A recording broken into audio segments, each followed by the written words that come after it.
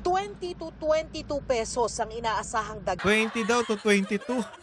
Ang akala ko hanggang 20 na yung pinakamalaki, 22 pa pala. Ano yan, every ano niya, Tuesday na yan?